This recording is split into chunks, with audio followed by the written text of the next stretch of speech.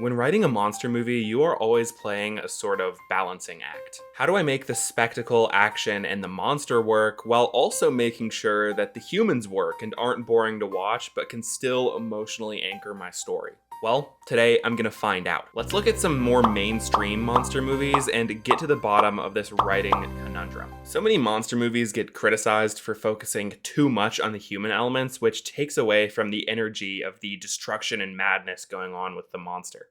Sometimes, even though the monster stuff was done really well, the movie still feels underwhelming as a whole because the human stuff was just too focused on. There are so many arguments online about this stuff. People will say, "You hate fun," or "You like slop," or "I hope you die in real life." People will also cry out from the rooftops about how monster movies don't need any humans and we should just get them out of here and only focus on destruction and monsters. The fact of the matter is, most people do want human drama in their monster movies, even if they don't realize it. They would fail to connect with the narrative or care if they didn't have humans to latch onto. A house containing people that you care about getting destroyed is gonna be more impactful than seeing a 60th skyscraper with nameless people you know nothing about getting destroyed.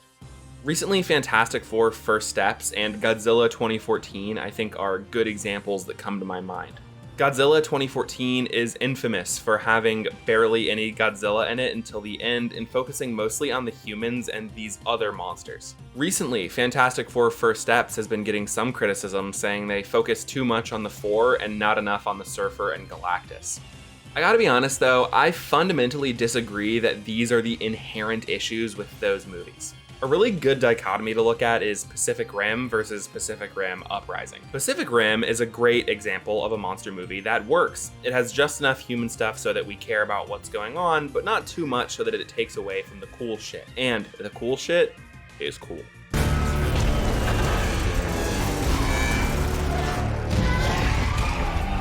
Pacific Rim Uprising, on the other hand, is badly written, unenergetic, focuses too much on the human stuff, and honestly, the cool shit isn't even that cool. So that might be a bad example, because if the cool shit isn't even as cool, then who cares about the human drama anyway? So here's an example I actually really like, and that's the first Jurassic World movie compared to Jurassic World Fallen Kingdom. I'm gonna give you a personal hot take. I actually enjoy Jurassic World Fallen Kingdom a lot more than I enjoy the first Jurassic World. But from a general perspective, most people think that Jurassic World 1 is the only movie that's worthwhile in that trilogy, saying that Fallen Kingdom and Dominion are horrible. I've even seen some people say Fallen Kingdom is worse than Dominion, which I think is a little crazy, but nonetheless, Fallen Kingdom is an unpopular movie. And both of these movies have pretty subpar writing and boring plots. So why does Jurassic World 1 work, whereas Fallen Kingdom completely falls flat, even with arguably cooler stuff? One big reason, I think, is that for some reason in Jurassic World Fallen Kingdom, they completely fail the characters from the first movie. Off the bat, Bryce Dallas Howard and Chris Pratt had some level of chemistry in the first Jurassic World movie, and that is completely lost in Fallen Kingdom. Whereas their little plight and will they, won't they is kind of fun to watch in Jurassic World,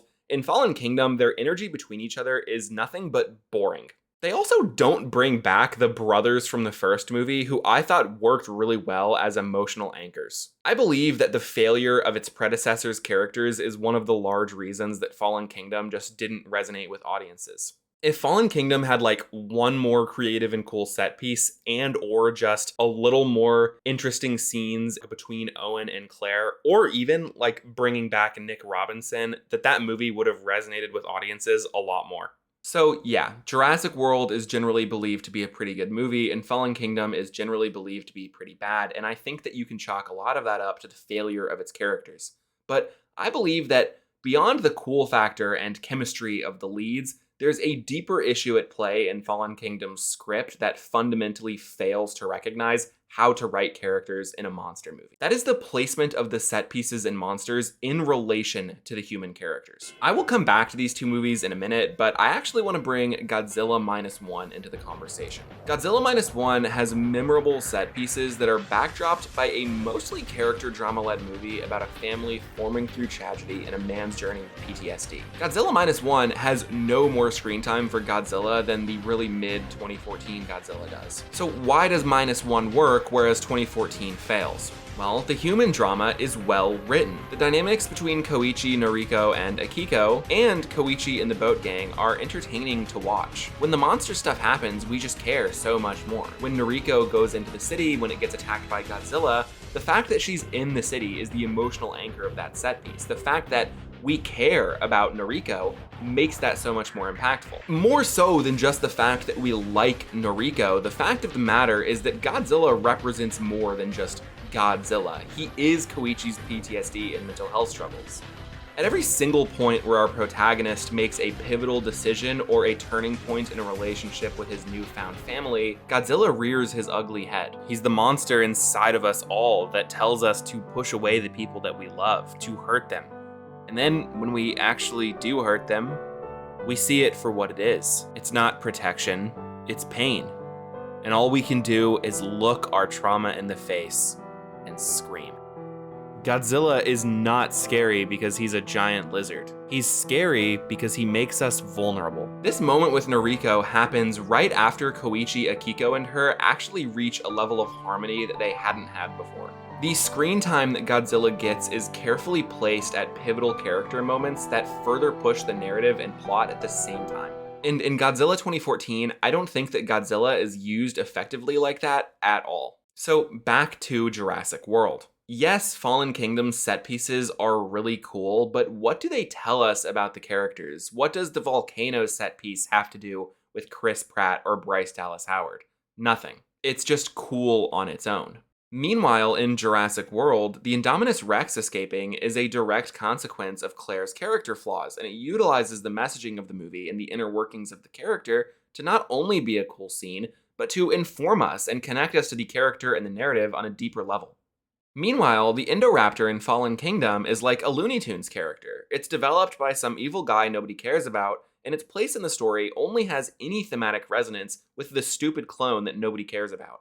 So even though the plot is stupid and nonsensical in both movies, Jurassic World is just a lot more consistent thematically than Fallen Kingdom is. And that just goes to show you that the cool factor of the monster scenes isn't really the issue. Because again, I would argue that the Fallen Kingdom scenes are much cooler than they are in World. The issue is, though, that in Fallen Kingdom, these cool scenes are just isolated cool scenes that have nothing to do with what's going on overall. Cloverfield is another example of a mostly human-led monster movie that still works. And that movie has barely any Cloverfield monster. It's good not only because of the unique found footage framing device, but because the characters are fun to watch and listen to. We care about what's going on in their lives. The party scene at the beginning of the movie does such a good job of introducing us to that world and social circle that when the monster stuff breaks out, even though for 90% of the film, we're following the characters trying to escape the city, we care about the characters getting out of the city. We don't want them to run into Cloverfield.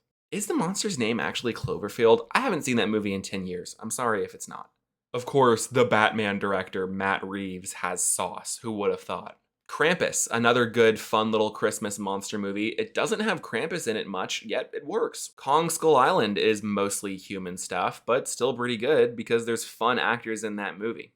All that is to say, I don't believe that the time spent or ratio of screen time between monsters and humans is really the issue at all. It's the relationship between those two to form a larger narrative that blurs the lines between human and monster. And it certainly doesn't hurt to have charismatic, compelling actors in these movies that are fun to watch.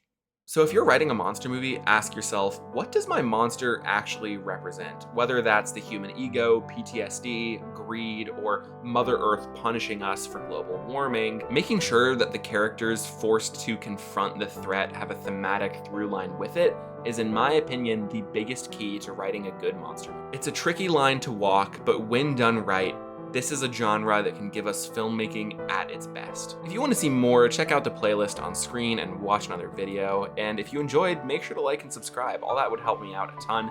I want to thank my channel members Nick Snickerbottom, Phoenix E, and Kat McKee. Thank you guys so much for supporting the channel. Other than that, have a great day or night. Hippo out.